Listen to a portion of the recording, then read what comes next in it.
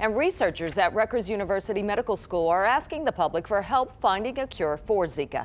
News 12 New Jersey's Chris Keating explains all you need to do is download an app. Chris? Roxanne, it can take 10 years or even more in some cases to create a drug needed to fight off a virus like Zika, the mosquito-borne disease that can lead to birth defects. But now with some help, in fact, your help, researchers can perhaps speed up that process.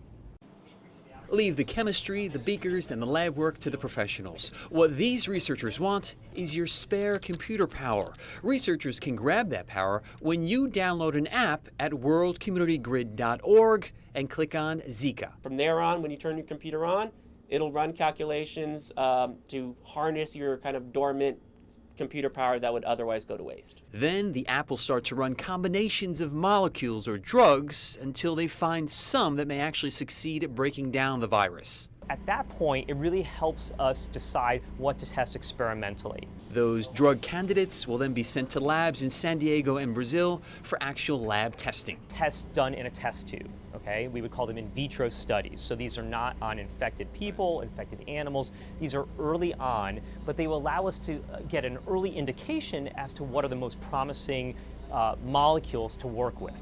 The implications are huge. There is no vaccine for Zika virus, which is spread by the Aedes mosquito, a virus which can cause birth defects associated with microcephaly.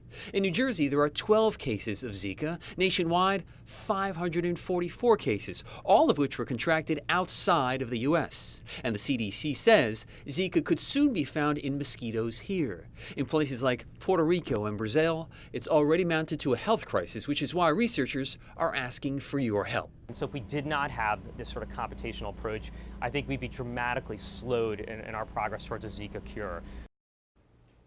Now, so far, there are 750,000 people in 80 countries across the globe donating 3 million devices to finding a cure. Right now, the app is accessible on computers, tablets, and Androids. Chris Keating, News 12, New Jersey.